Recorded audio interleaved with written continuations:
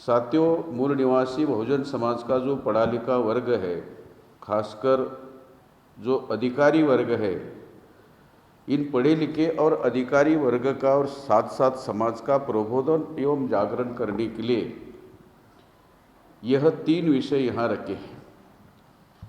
आज की तारीख में जो हमारी समस्याएं हैं, जब तक हमारी समस्याओं का राष्ट्रीय स्तर पर जब तक हमारी समस्याओं की राष्ट्रीय स्तर पर चर्चा नहीं होगी, उनको नेशनल इशू में कन्वर्ट नहीं किया जाएगा, तब तक उनके समाधान के बारे में कुछ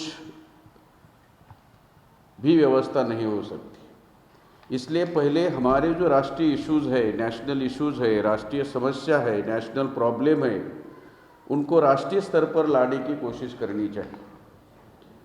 और इसलिए ये जो विषय है भारत के सभी राज्यों में चर्चा के लिए ले जा रहे हैं और राष्ट्रीय अधिवेशन पर भी इस पर चर्चा हो सकती है। तो सबसे पहला विषय है साथियों कि उदारीकरण, निजीकरण और वैश्विकीकरण अर्थात भूमंडलीकरण दैट इज एलपीजी लागू करके मूल निवासी बहुजन समाज को संविधान द्वारा प्रदत्त अधिकार, प्रदत्त मत प्रतिनिधित्व अर्थात आरक्षण को समाप्त करने का एक षड्यंत्र। अभी इसमें 3 महत्वपूर्ण मुद्दे हैं। नंबर 1, इसकी पार्श्वभूमि। ये जो एलपीजी है, लिबरलाइजेशन, प्राइवेटाइजेशन एंड ग्लोबलाइजेशन, इसकी पृष्ठभूमि, इसका बैकग्राउंड, इसकी पार्श्वभूमि पहले देखनी होगी।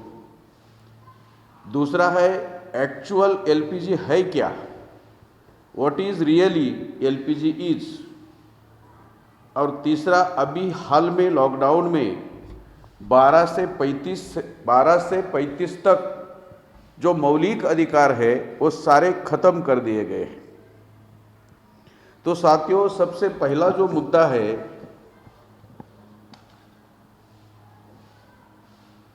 कि 1902 से लेकर 1990 तक ब्राह्मणों की जो पॉलिसी है, उस पॉलिसी के तहत उन्होंने सबसे पहले आरक्षण का विरोध किया है। वो पहले विरोध करते हैं। उनका दूसरी विशेषता है कि विरोध करने के बाद भी अगर लागू हो रहा है तो कन्फ्यूजन पैदा करो। आरक्षण के बारे में बहुत सारा कन्फ्यूजन उन्होंने पैदा किया है। और तीसरा है कि आरक्षण का अमल करने हेतु कोई कानून ना बनाना, और फिर भी कुछ आरक्षण बचता है तो उसको खत्म करने के लिए उन्होंने निजीकरण का अर्थात निजीकरण या प्राइवेटाइजेशन की शुरुआत की है। तो सबसे पहले जो विरोध है साथियों, अगर इसको हम देखते हैं, जो लोग हमारे भारत के संविधान के अनुसार जिनको आरक्षण मिला, आरक्षण के आधार पर जिनको शिक्षा मिली, स्कॉलरशिप मिली, नौकरी मिली, प्रमोशन मिला, बंगला, गाड़ी, सूट, सफारी, मान सम्मान सब कुछ मिला, उन लोगों को पहले ये बात जाननी चाहिए कि शासक जातियों ने डायरेक्ट निजीकरण नहीं किया है। निजीकरण के पहले उन्होंने 3 स्टेप की है। नंबर 1, विरोध किया आरक्षण का। नंबर 2, फिर कन्फ्यूजन पैदा किया आरक्षण के बारे में, और ये कन्फ्यूजन सबसे ज़्यादा आरक्षण लेने वालों में पैदा किया। और तीसरा, कानून नहीं बनाया, implementation act, reservation implementation act जानबूझकर नहीं बनाया, और फिर जाकर उन्होंने निजीकरण का मामला शुरू किया। सबसे पहले 19 अक्टूबर 1882 में राष्ट्रपिता ज्योतिराव फुले ने लिखित रूप में विक्टोरिया रानी के सामने ये मेमोरेंडम रखा था कि संख्या के अनुपात में हमें नौकरियां होनी चाहिए। तब चिपलूणकर नामक ब्राह्मण ने इसका विरोध किया था। फिर 26 जुलाई 1902 को राजर्षि छत्रपति शाहू महाराज ने अपने संस्थान में अर्थात करवीर अर्थात कोल्हापुर महाराष्ट्र में 4 जातियों को छोड़कर 50% रिजर्वेशन दिया था, जिसमें ब्राह्मण को छोड़ा था, पारसी को छोड़ा था, प्रभु को छोड़ा था और कायस्थ को छोड़ा था। और ये 4 जातियां छोड़कर सभी को 50% आरक्षण घोषित किया था। तब एडवोकेट गणपतराव अभ्यंकर नामक सांगली के एक वकील ने, ब्राह्मण वकील ने इसका विरोध किया था। जब 1918 में साउथ ब्यूरो कमीशन भारत में आया तो राजर्षि छत्रपति शाहू महाराज के कहने पर विश्वरत्न महामानव बाबा साहब डॉक्टर भीमराव अंबेडकर और भास्करराव जाधव, इन्होंने हमारी जाति की संख्या के अनुपात में हमें प्रतिनिधित्व दिया जाना चाहिए विधिमंडलों में, इसके लिए मेमोरेंडम दिया और इसका विरोध बाल गंगाधर तिलक ने किया और वो भी गाली देकर किया। फिर 1928 में जब साइमन कमीशन भारत में आया तो साइमन कमीशन का स्वागत बाबा साहब अम्बेडकर ने किया, SD सिंह चौरासिया ने किया, सर छोटूराम चौधरी ने किया, लेकिन इसका विरोध कांग्रेस और कांग्रेस के जो चेले चपाटे थे उन्होंने किया और सबसे ज्यादा विरोध लाला लजपत राय ने किया। इसके बाद जब 1932 को 17 अगस्त 1932 को बाबा साहब अम्बेडकर को अंग्रेजों ने कम्युनल अवार्ड डिक्लेयर किया, जाति के आधार पर, जाति की संख्या के आधार पर प्रतिनिधित्व डिक्लेयर किया, तो मोहनदास करमचंद गांधी ने आमरण अनशन उपोषण शुरू किया। मतलब बाबा साहब अम्बेडकर ने जो लड़ झगड़कर अधिकार प्राप्त किए थे, उन अधिकारों को छीनने के लिए उन्होंने आमरण अनशन किया और 24 सितंबर 1932 को पूना पैक्ट के तहत बाबा साहब ने जो संघर्ष करके अधिकार प्राप्त किए थे उनको छीन लिया। फिर जब 1946 में संविधान सभा में चुनकर जाने की बात आई तो कांग्रेस, गांधी, पंडित जवाहरलाल नेहरू, सरदार वल्लभ पटेल और डॉक्टर राजेंद्र प्रसाद, इन सारे लोगों ने बाबा साहब किसी भी सूरत में संविधान सभा में चुनकर नहीं आनी चाहिए इसकी व्यवस्था की, रणनीति बनाई, षड्यंत्र किया। मतलब हमारे हक और अधिकार को, प्रतिनिधित्व को वो लगभग 1882 से विरोध कर रहे हैं। इतना ही नहीं, जब 26 जनवरी 1950 को भारतीय संविधान लागू हुआ, उस समय भी नेहरू वाराणसी गए और वहां उन्होंने ब्राह्मणों से अपना राज्याभिषेक करवाया। और जब राष्ट्रपति बने डॉक्टर राजेंद्र प्रसाद, वो भी वाराणसी गए और राष्ट्रपति बनने के बाद उन्होंने पहली बार गंगा नदी में 200 ब्राह्मणों के पैर धोए और जो पानी आया पैर धोने के बाद वो पिया, तीर्थ समझकर। और उसी समय रामलल्ला की मूर्ति मतलब 1949 में उन्होंने बाबरी मस्जिद में रखी। फिर जब 29 जनवरी 1953 को दत्तात्रेय बालकृष्ण कालेलकर अर्थात काका साहेब कालेलकर ये ओबीसी के लिए एक कमीशन गठित किया, तो उसका भी विरोध पंडित जवाहरलाल नेहरू ने किया। 6 दिसंबर 1956 को विश्वरत्न महामानव बाबा साहब डॉक्टर भीमराव अंबेडकर का महापरिनिर्वाण हुआ और उसी दिन पंडित जवाहरलाल नेहरू ने ये जो कमीशन है वो खारिज कर दिया जो ओबीसी के लिए था। फिर 1 जनवरी 1979 को मंडल कमीशन की नियुक्ति की, बिंदेश्वरी प्रसाद मंडल को उनका अध्यक्ष बनाया, जो बिहार के एक्स चीफ मिनिस्टर और MP रहे थे। आज तक मंडल की कोई सिफारिशें ओबीसी के लिए लागू नहीं की। यह मंडल का रिपोर्ट 31 दिसंबर 1980 को आया और 1981 में कांग्रेस ने RSS के साथ समझौता करके हिंदू एकता यात्रा निकाली, जिसके लिए निर्मला देशपांडे और वसंत साठे इनका उपयोग कांग्रेस ने किया, बाला साहब देवरस के पास भेजे और समझौता के तहत हिंदू एकता यात्रा निकाली। इन सारी बातों का उद्देश्य यह था कि ओबीसी की जागृति को रोका जाए। फिर 1982 को पहला आरक्षण विरोधी आंदोलन गुजरात में शुरू हुआ और गांधी के पुतले को तिलक लगाकर यह आरक्षण विरोधी आंदोलन शुरू हुआ। और इसका सरकारी दस्तावेज है, सबूत है कि न्यायाधीश दवे समिति का रिपोर्ट है कि ये जो आंदोलन है कांग्रेस और बीजेपी ने मिलकर किया था आरक्षण के विरोध में, और इसका उद्देश्य था ओबीसी की जो जागृति बढ़ रही है उस जागृति को रोकना, और ओबीसी की यह जागृति बढ़ाने का काम बामसेप के द्वारा किया जा रहा था। ओबीसी की जागृति बढ़ रही थी तो इस जागृति को रोकने के लिए फिर उन्होंने तीसरा षड्यंत्र किया। 25 जून 1984 को ऑपरेशन ब्लू स्टार किया, जो जनरल अरुण कुमार वैद्य था, जो पूना का था, जूनियर था, डेप्यूटी भी नहीं था, उसको वहां बुलाया और जनरल कुमार सिन्हा भूमिहार ब्राह्मण था, उसको वहां से हटाया और जनरल सुंदर जी को सुवर्ण मंदिर पर भेजा। सुवर्ण मंदिर के अंदर सैनिक घुस गए और पहली बार भारत की मिलिट्री में विभाजन हुआ, क्योंकि मिलिट्री में 17% सिख थे। इसका गुस्सा उतारने के लिए सतवंत सिंह और बेअंत सिंह ने 31 अक्टूबर 1984 को इंदिरा गांधी को खत्म किया। एक रामदासी सिख और एक मजहबी सिख था, और इसका रूट कॉज है मंडल कमीशन। मतलब ओबीसी की जागृति रोकना यही उद्देश्य है, और किसी को भी प्रतिनिधित्व अर्थात आरक्षण ना मिले यह उनका उद्देश्य। फिर 84 से लेकर 89 तक राजीव गांधी प्रधानमंत्री बने। बनवारीलाल पुरोहित द्वारा आरएसएस के साथ समझौता किया और राजीव गांधी को इस चुनाव में 413 मेंबर ऑफ पार्लियामेंट मिले,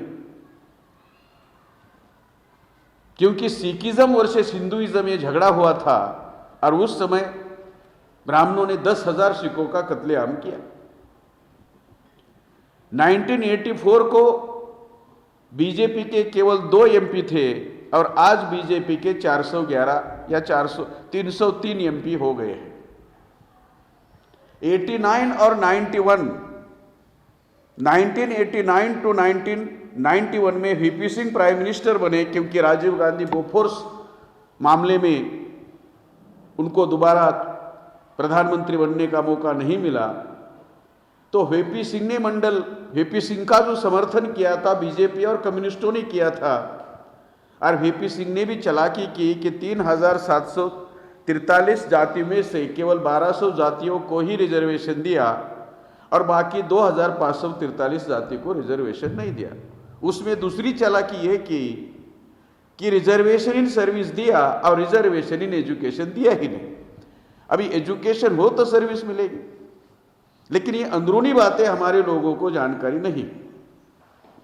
फिर कांशीराम और देवीलाल की चर्चा हुई तो कांशीराम ने देवीलाल को कहा कि ताऊ, वीपी ने आपको लीडर नहीं लैडर बनाया है, और लैडर पाव रखकर आगे जाने के लिए होता है। और फिर चंद्रशेखर और लालू प्रसाद ने एक रैली का आयोजन किया जिसका समर्थन कांशीराम जी ने किया, और फिर शरद यादव और रामविलास पासवान वीपी सिंह के पास गए तो वीपी सिंह ने उनको ये मंडल का झुंझुना दिया। जैसे ही इधर वीपी सिंह का मंडल लागू हुआ अधूरा, उधर लाल कृष्ण आडवाणी ने राम रथ यात्रा शुरू की।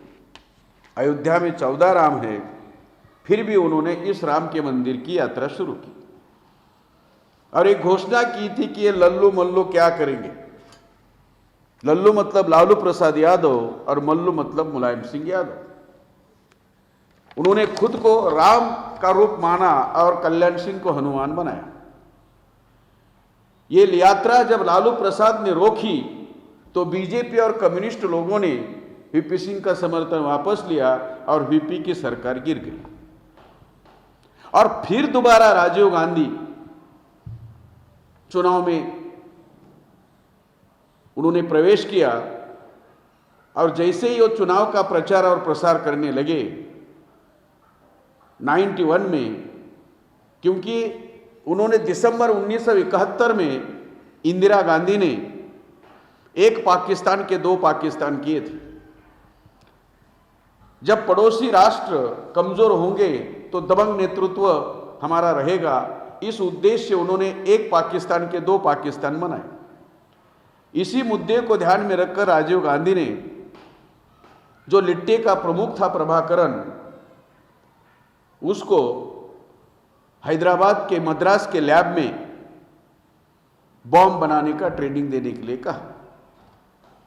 और जब ये शांति सेना वहां भेजी थी श्रीलंका में, इस शांति सेना के लोगों ने उनकी महिला पर अत्याचार किए, तो जो बॉम्ब बनाने का जिनको काम दिया था वो काना शिवरासन और शुभा मुरुगन, इन्होंने 21 मई 1991 को राजीव गांधी को बम से उड़ा दिया, मानवीय बम से उड़ा दिया।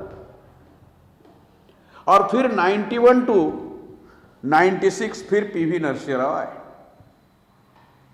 मतलब जब पीवी नरसिंह राव आए, जिन पीवी नरसिंह राव जो साउथ इंडियन ब्राह्मण थे, ब्लैक ब्राह्मण थे, आंध्र प्रदेश के थे, तो उनको टिकट नहीं दिया था राजीव गांधी ने, फिर भी उनको प्रधानमंत्री बनाया। राजीव गांधी की हत्या होने के बाद पीवी नरसिंह राव प्रधानमंत्री बने, और उस समय शरद पवार, अर्जुन सिंह, माधवराव सिंधिया, राजेश पायलट, ये लोग प्रधानमंत्री की रेस में थे। और उसमें सबसे बड़े शरद यादव उस रेस में थे, शरद पवार। और शरद पवार को हटाकर उन्होंने पीवी नरसिंह राव को पीएम बनाने की कोशिश की। जब उन्होंने पीएम पद की शपथ ली 21 जून को, और 21 जून ये हेडगेवार का मरण दिन है, उसका जन्मदिन 1 अप्रैल है, जिसको वो गुड़ी पाड़वा कहते हैं, लेकिन 1 अप्रैल अप्रैल फुल होता है, इसलिए वो 1 अप्रैल नहीं कहते, गुड़ी पाड़वा कहते हैं। और उसका मरण दिन 21 जून है, तो नरसिंह राव ने उनके मरण दिन पर शपथ ली प्रधानमंत्री की। इसका मतलब हेडगेवार का कार्य मैं अधूरा कार्य पूरा करूंगा, ऐसी शपथ ली। जब यह हुआ साथियों, जब पीवी नरसिंह राव इस देश के प्रधानमंत्री बने, तो उस समय मनमोहन सिंह अमेरिका में थे और इकोनॉमिक्स के प्रोफेसर थे। उनको वहां से बुलाया और भारत का अर्थ मंत्री बनाया। और पीवी नरसिंह राव ने मनमोहन सिंह के द्वारा नई आर्थिक नीति का निर्माण किया, और नई आर्थिक नीति के अंतर्गत ये LPG, that is liberalisation, privatisation, globalisation को लाया। ये न्यू इकोनॉमिक्स पॉलिसी है। अभी नरसिंह राव ने ऐसा क्यों किया, ये सोचने वाली बात है। तो नरसिंह राव ने सोचा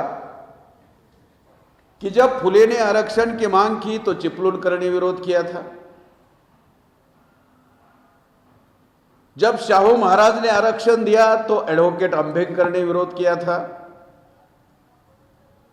जब साउथ ब्यूरो के सामने बाबा साहब और भास्करराव जाधव ने प्रतिनिधित्व के लिए मेमोरेंडम दिया तो बाल गंगाधर तिलक ने गाली देकर विरोध किया था, जब 1928 में साइमन कमीशन भारत में आया तो उसका विरोध करने के लिए लाला लजपत राय को जान गंवानी पड़ी।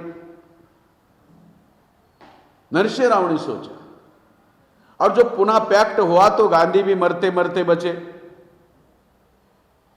और इसी आरक्षण का विरोध करने के लिए, प्रतिनिधित्व का विरोध करने के लिए इंदिरा गांधी की जान चली गई, राजीव गांधी की जान चली गई। जो जनरल अरुण कुमार वैद्य था उसको भी वहां के लोगों ने पुणे में आकर मारा। तो इन लोगों को भी जान से हाथ धोना पड़ा। और जनरल सुंदर जी जो ऊटी में जाकर उनको भी आत्महत्या करनी पड़ी। तो यह आरक्षण अर्थात प्रतिनिधित्व मेरा भी पीछा छोड़ने वाला नहीं है, ये बात प्रधानमंत्री नरसिंह राव ने सोची। इसलिए उन्होंने मनमोहन सिंह के द्वारा नई आर्थिक नीति लाई, और इस नई आर्थिक नीति का नाम है एलपीजी। मतलब पहले आरक्षण का जितना हो सके, संभव हो सके उतना विरोध किया, फिर दूसरा काम किया, आरक्षण के बारे में कंफ्यूजन पैदा किया, जैसे 50% के ऊपर नहीं दिया जा सकता, आर्थिक आधार होना चाहिए, मतलब एक कंफ्यूजन पैदा किया। फिर कोई कानून नहीं बनाया लागू करने के लिए, और चौथी बार जाके उन्होंने एलपीजी अर्थात प्राइवेटाइजेशन लाए। इसमें जो एलपीजी है वो लिक्विड पेट्रोलियम गैस नहीं है, वो लिबरलाइजेशन, प्राइवेटाइजेशन एंड ग्लोबलाइजेशन है। तो इसकी जो जड़ है, इसका जो मूल है, इसका बैकग्राउंड ये था।